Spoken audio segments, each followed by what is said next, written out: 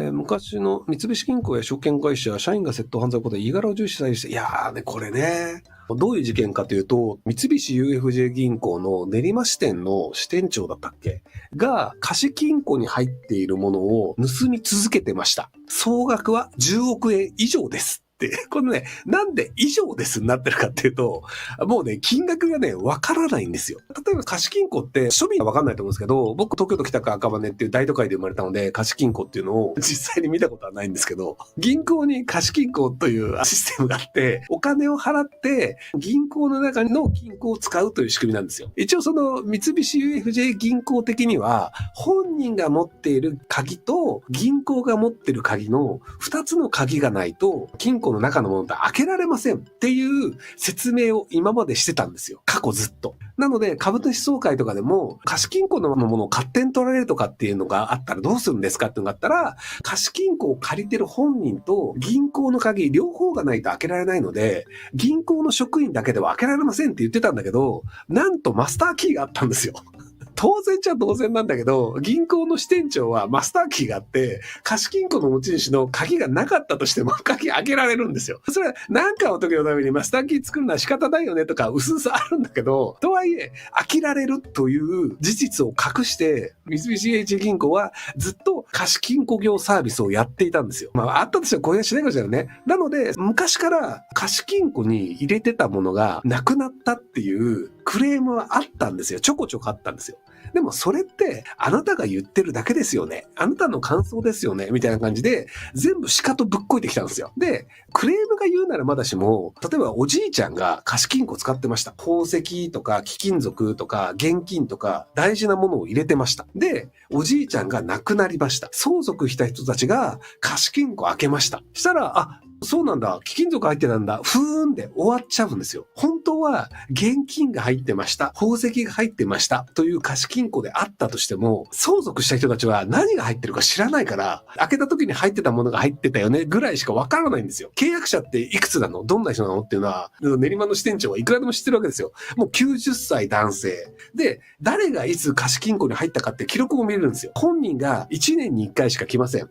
で、家族は一切来てませんってなったら、これはもう死ぬまで来ねえなと。なので、じゃあ銀行って人が亡くなった時に、亡くなりましたっていう通知が来て、銀行の口座の凍結とか、もしくは遺族に変える手続きやるんですけど、90歳のおじいちゃんが亡くなりましたっていう時に、このおじいちゃん亡くなったってなって、今まで貸金庫にアクセスした人の履歴を見ると、家族は一切来てない。そしたら貸金庫開けて、現金が1000万円入ってました。で、その1000万円取りますよね。で、鍵閉めて戻すじゃないですか。遺族の人たちが、わらわらと来て、遺族なんでおじいちゃんの口座解約しますとか、貸金庫もあるみたいなんで、それ開けてもらえますかって言って、貸金庫開けて、宝石入ってて、おじいちゃん宝石持ったんだ。で、終わりなんですよ。だって知りようがないじゃん。そこの他に何が入ってたか。っていうのがあって、10億円以上って言われてるんですけど、実際、それじゃ効かねえんじゃねえかなと思うんですよね。で、これが練馬支店で10億円以上があったって話なんですよ。他の地域でも貸金庫のもの減ってんじゃねっていう苦情を言ってる人とかちょこちょこいるんですよ。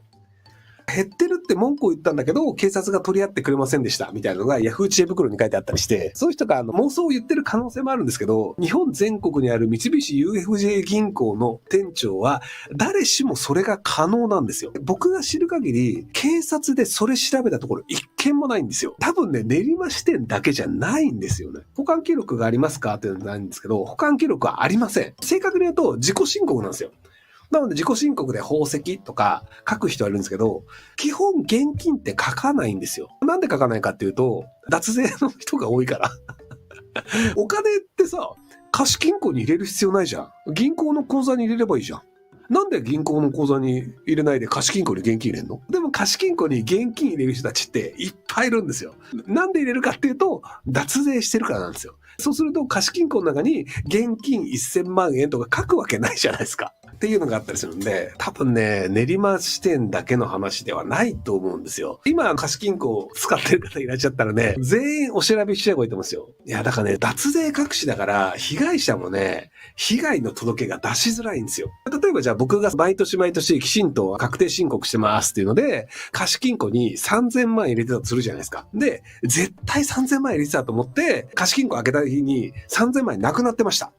もう大騒ぎするんですけど、警察に届け出した時に、その3000万円はどっから来たんですかって言われると、もう確定申告では年収500万円って言ってて、年収500万円だと手元に給料が500万円で入って、この口座に入って、この口座で使ってますっていう、給料はこの口座に入ってますよね。で、その口座に手取りだから400万から入ってますと。で、それは使ってるよね。うん、分かった分かった。これ10年そうなんだ。うん。で、3000万円って何？どっから来たのって言われると、宝くじで当たりましたって言っても、じゃあ当たった宝くじどこで、どの店で換金したのって言われるし、3000万円拾いましたって言っても信用されないですよね。なので結局、じゃあ脱税したんですねってなると、3000万円を脱税しました。で、それが昔ですってなると、7年前に脱税しました。3000万円です。ってなると、じゃあそれが7年分の重課金っていう、税金払ってなかったよねっていうので、重加算税っていう、年間 20% とか 30% ぐらいかなっていうのがあって、それが7年来るとね、多分ね、100% 超えるんですよ。3000万円を7年間こっそり保管しておくと、140% だから5000万円ぐらい税金払えって言われて、むしろ損しちゃうんですよ。なので3000万円取られた人は警察に行った後に、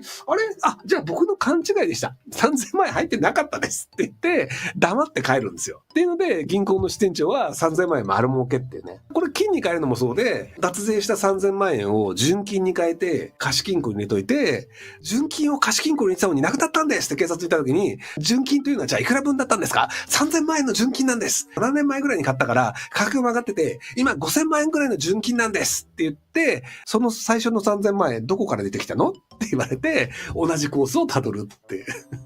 なので、税金払ってくださいねってなって、結局、それで捜査をしてもらうためには、俺は脱税をしていました。っていうので、まず5000万円の税金を払った上で、警察に被害届を出して、帰ってこないっていう。警察に被害届出しても銀行としては、いやいや、そんな泥棒も入ってないですし、なんかその人の勘違いじゃないですかって言われたら、それは上場している三菱 UFJ 銀行の支店長が、いやいや、泥棒も入ってないから勘違いですよって言われたら、警察も捜査しないわけですよ。なんでそうすると、その5000万円分の金塊も支店長に取られ、5000万円の追徴課税の税金を払い、1億円損して、で、多分ね、3000万円以上脱税すると、刑法触れるよね。確か1000万円以上脱税すると刑法触れるから、だから刑務所行くんですよね。3000万円の金塊を脱税して貸金庫に入れた人は、まず税務署に5000万円払って、5000万円になった金塊を三菱 UFJ の練馬支店の支店長に取られました。マイナス5000万円。で、さらに被害届を出すために、脱税して金塊を買いましたって言って、脱税がバレて税務署に5000万円払う。なので、金額的には1億円損して、5000万円脱税したから、刑務所に行く実刑ですって言われて、1年ぐらいかな ?1 年ぐらい実刑なんですよ。なので、1億円損して、刑務所に1年入るってなったら、やっぱ被害届出さないよね。だからね、完全犯罪としてはね、やっぱすごいよね。脱税で詰められるのか、刑事事件になると思うので、刑務所には行くと思うんですけど、まだ捕まった練馬支店はまだマシなんですよ。多分ね、練馬支店の支店長以外絶対やってるから。だって仕組み一緒なんだよ。練馬支店の支店長だけが気づいた仕組みじゃないと思うのよ。あれマスターキーあるじゃんって。僕でも気づくじゃん。マスターキーを持った時点で、誰でも気づく仕組みなのよ。でもそれを練馬支店の支店長しかやってないかって言われると、そうでもないと思うんだよね。だから他の銀行も怪しいと思うんだよね。僕の知り合いで、銀行と証券会社を全然信用してないお金持ちの人がいて、証券会社とかってデジタルだから、それ突然ゼロにされたらめんどくさいじゃないですかとか、銀行の口座とかでも、銀行って預金封鎖って昔したことがあるし、で、それでなんか、それ勘違いじゃないですかって言われて、裁判したら負ける可能性があるから、僕は銀行とか証券会社とか信用しないんですよっていうのを言ってて、今時そんな人いるんだと思ってたら、正しかったです。銀行は信用できません。だって貸金庫のもの勝手に持ってっちゃうんだよ。信用できるわけないじゃん。いやだから、本当だと思って、1000万円ぐらいだったら預金保険機構とか、そんなにしょぼいことやんないやつあるけど、確かに結構な額入れてたらやりかねえよねと思って。ウェブ3の人じゃないんですよ。全然別の人なんですけど、有名人でもなくて。仮想通貨について話すフェスみたいなのがあって、仮想通貨の取引所をやってる人とこう話をして、仮想通貨ってパスワードを忘れたら、基本的にはもう回収できないけど、銀行の場合だったら、個人が誰ですとかっていうのを、例えば西村秀之ですって言って免許証を出すとかすれば、印鑑とかなくしても、通帳とかなくしても、お金が元に戻るじゃないですか。だから銀行の方が安心できるんですって言ってたのに、銀行は安心できないじゃん。銀行の中に泥棒いるじゃんみたいな。で、泥棒を防ぐ仕組みないじゃんっていうのが分かっちゃったんで、うわ、まずいよねっていうところで、だからどうすんだろうね、こっからね。だからね、やっぱね、銀行員になるわね。だどんなに半沢直樹的なやつでも銀行員ってめちゃめちゃ大変じゃないですか。頭下げてサービス残業して苦労して。でもその先には無限にお金が取れる時代が来るんですよ、支店長になると。そりゃ銀行員になりたいよね。だって銀行員になっただけで10億円以上儲かるんだよ。だから逃げ切るのに失敗しただけで、ふわっとやめて海外行ってたらもう完全勝ち逃げだよね。10億円でだって一生暮らしていけるからさ。そうそう、だからね、地銀とかでもね、すげえ横領してる人いるんですよ。だからペルーに8億円ぐらい送金してる人いなかったっけ？だから銀行員ってね、結構ね、お金取ってもね、バレないんですよね。逃げ切るタイミングを失敗した人たちっていうのが捕まって騒ぎになってるんだけど、多分ね、逃げ切ってる人いっぱいいると思うんだよね。だからそういう意味でいくとね、やっぱね、銀行員っていうのはね、現代の、やっぱアメリカンドリーム、ジャパニーズドリームですよね。ほら、仮想通貨とかで送り人とか言ってもさ、やっぱタイミングの問題とか仮想通貨下がるかもしれないけど、銀行員で頑張って出世したら、必ず儲かる店長のポジションがいるわけですよ。店長ぐらいになって、小金貯めて、いや、やっぱ銀行きついっすって言ってやめて、フランスとかでビール飲みながら YouTuber とかやったら一生安泰ですよ。だから今のね、若者はね、とりあえずこうみんな銀行員になろうっていう。今おすすめの職業、第一、僕の中で銀行員ですからね。どう考えても、だってさ、10億は稼げないもん。これね、大谷さんの10億とは違うんだよ。大谷翔平さんの10億は納税しなければならない10億なんですよ。なので基本的には 50% 以上税金取れるから、大谷翔平さんが10億稼いでも、だいたいね、5億以上持ってかれるんだよ、国に。でも銀行員は取っても非課税です。だって現金そのままポケットに入れるだけだからね。だから銀行員の10億は大谷さんの10億より倍もでかいんですよ。大谷さんが一生懸命野球やって10億円の契約結んで、うわ、すごいって言って日本中から拍手を受けて大谷さんみたいになりたいって言ったけど、その裏で銀行員は、俺2倍儲けてるけどねって思ってるんですよ。で、これがね、何人いるかわからないっていうのがすごいんですよ。大谷さんはさ、なんか一人しかいないよね。ああなれたりよねってなるんだけど、銀行員何人いるか分かんないんだよね。だってほら、相続した時に貸金庫開けて、じゃあこれしか入ってないんだ、ふーんっていう人たちのやつは全部持ってってるわけだから。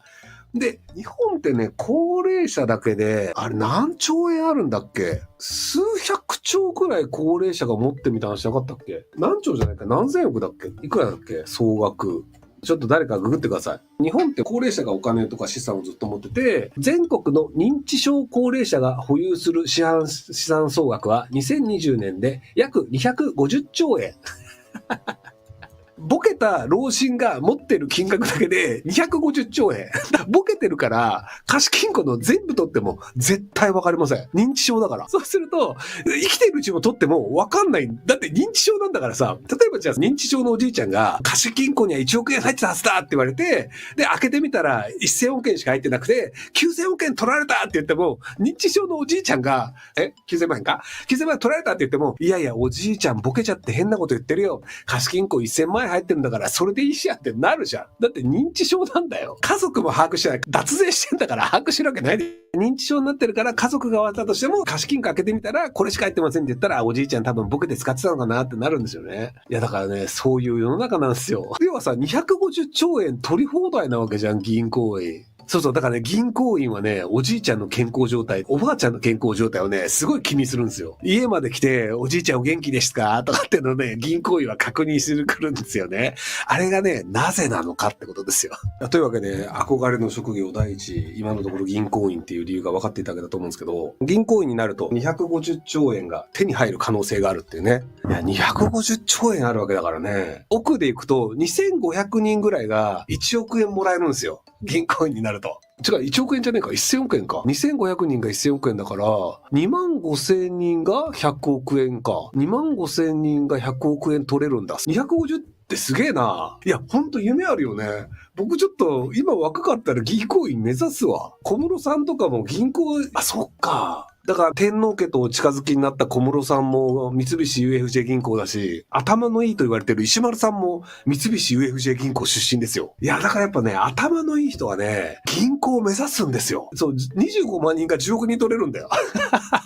いや、だから、そうするとさ、多分、銀行員25万人以上いるから、一人頭で考えたらめちゃめちゃ取れるよね。あ、ええわ。やっぱそういうの分かってんだよね。石丸さんはね、仕組みも分かってるからね。だから銀行辞めても全然平穏なんだろうね、きっとね。なんで石丸さん銀行辞めたんだろうね。それはもうね、国内でもやって、しかもあの人アメリカ行ってるから。確かにアメリカにね、10年とか石丸さんいたから、そういう意味でいくと、日本ではきちんともう時効になってたんじゃないかな。すごいひどいこと言ってるけど、これあくまで冗談ですよ。はい。そうなんだよね。勉強して銀行員になったら、僕もお金持ちになれてたかもしれないからね、プログラムの勉強なんかしてる場合じゃなかったよね。心理学とか言ってる場合じゃなかったよ。プログラムとか勉強して、サイトとか作って、年収1億円超えたとかって言ってる場合じゃなかったよ。銀行員になってたらもっと儲かってたよ。やっぱね、幸せに生きるのであれば、みんな目指すべきは銀行員。こ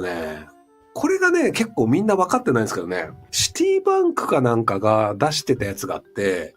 年間にね、だいたい数百億から1000億円ぐらい銀行って盗まれてるらしいんですよね。シティバンク全体ね、世界中で。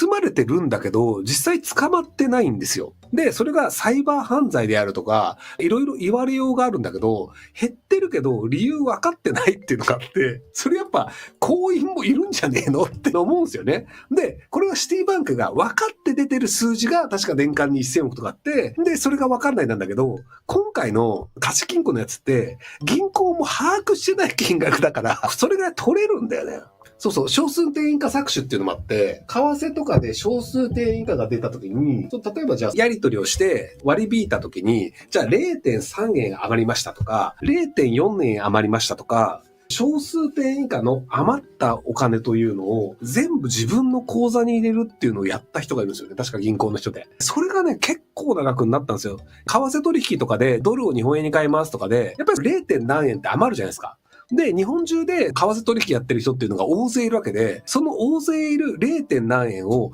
毎日毎日ずっと貯め続けて、時間が経つとすげえ金額になるんですよ。っていうのも、私立もでね、すげえ儲かってたんですよね、その人。で、逮捕されたんだけど、多分ね、その人以外もね、やってる人いるんじゃないかなと思うんですよね。そうそう。だから、ポイントカードを自分につけるコンビバイトは自分の手でやるんだけど、銀行は仕組み作っちゃうと、それが自動的にぐるぐる回るんですよ。っていうのがあってね。いやー、だからね、やっぱロスチャイルドはね、頭いいんですよね。ロスチャイルドの人たちが何をしたかっていうと、まずやっぱ銀行を作るんですよ。確かね、日本銀行も作った時に、ロスチャイルド家の人たち関わってるはずですよ。確か。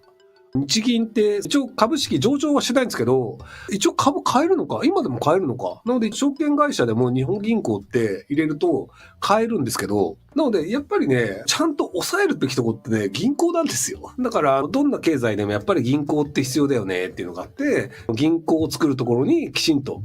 そうなんですよね。だからね、金貸しを悪とするイスラム正しい。そうなんですよね。結局銀行を作ってしまって、お金の流れを作って、で、その流れの中に自分がいてしまうと、儲かるよね。金貸しとか利息とか配当とかっていうのは悪であるっていう風にしてるっていうのが、割とこう、イスラム教の人たちっていうの価値観なんですけど。なのでね、結局だから一生懸命働くよりもね、やっぱり銀行員になるっていうのが正しいってことになるんじゃないかなと。イスラム教はね、結構正しいんですよ。今のところイスラム系の国の方が人口も増えていて経済発展もしてたりするので、なのでね、イスラム教はね、一周回って割と正しいんじゃないかなっていう状況になってるんですよね。そうそう。なのでね、犯罪をしないような金持ちを採用するっていうのは正しいよねって話でした。ご視聴ありがとうございます。今回の動画はこちらからの切り抜きになります。